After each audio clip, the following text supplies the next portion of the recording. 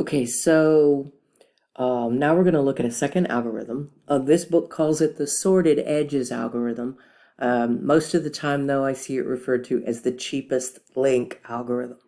All right, so we are not going to start with a particular vertex as we do this algorithm. We're going to select the cheapest edge in the entire graph. And then we're going to keep doing that until we have a connected circuit. Now we have to be careful that we add an edge that would create a circuit, but that doesn't contain three, we don't want three edges coming out of a single vertex. We can only have two edges coming out of a vertex. And we also have to make sure that we make a circuit there as we do it. So we'll kind of see as we do this how this works. And we repeat this until we've got all the vertices connected and we've got a circuit. So I'm going to continue to refer to it as cheapest link. Realize in your homework, though, it might say sorted edges. All right, so let's do an example of the cheapest link or the sorted edges algorithm. Okay, so we're going to use it on this one here. All right, so let's look at every single edge, and we want to find the smallest amount on an edge. So I'm looking, and it looks like 11, but let's look around and see if there's anything smaller. Okay, so 11 is the smallest. So I am going to choose that edge. So we're going to go ahead and choose that edge. Now we look for the next smallest. All right, so next smallest looks to be 13. Let's look around and see if there's any smaller. There's not. So we're going to go ahead and do that one. All right, now next smallest seems to be 14. So I'm going to go ahead and choose that one.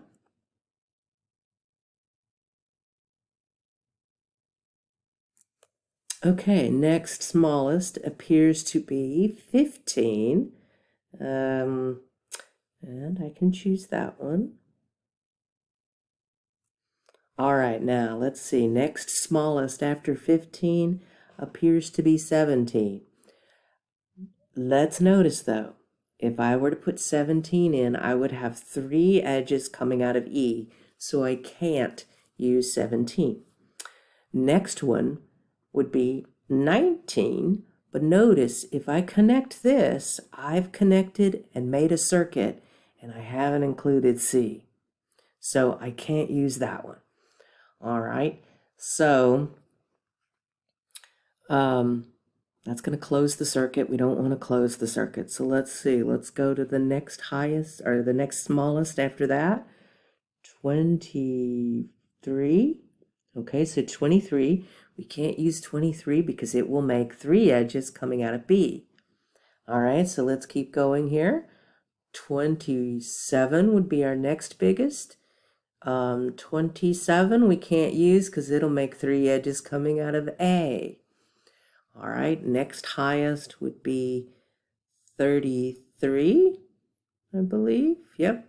If we choose 33 again, three edges coming out of A, can't do that. All right.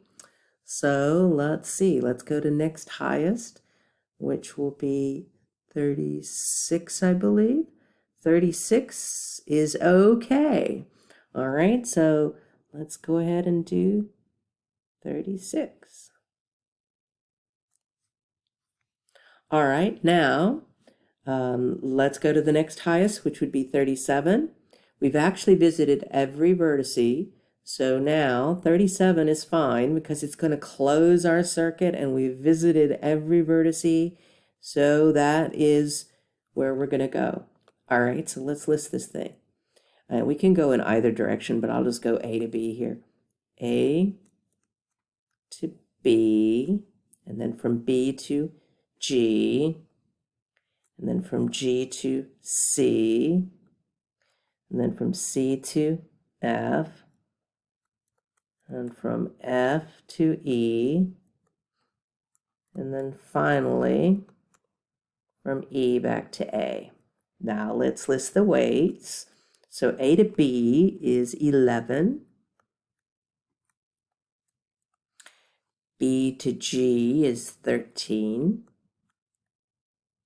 G to C is 36. C to F is 37.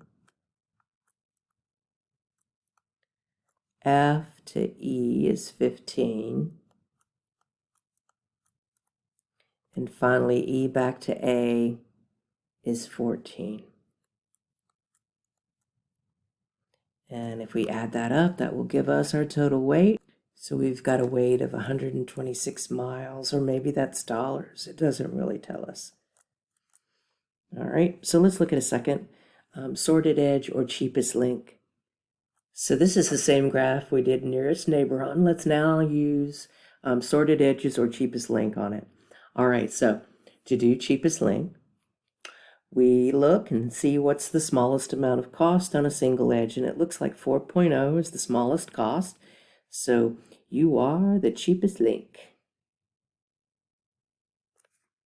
All right, and then let's find the next largest, or next smallest rather, 4.3, I think.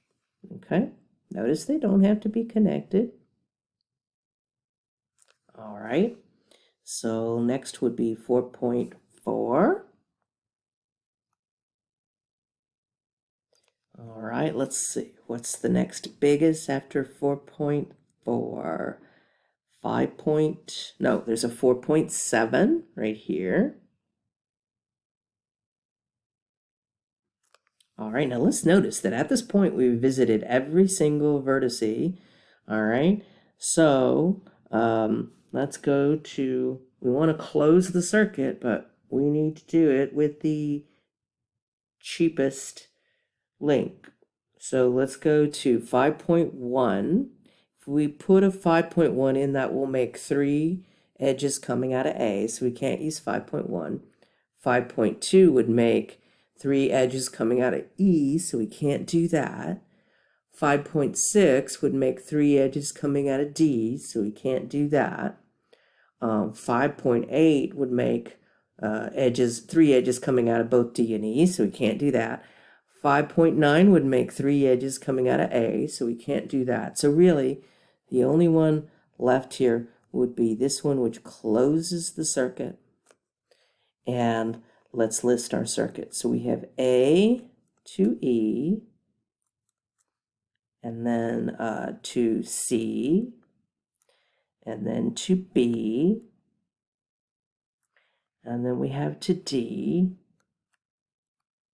and then finally back to A. And let's get the weight on that. So A to E is 4.4. E to C is 4.0. C to B is 6.0. B to D is 4.3.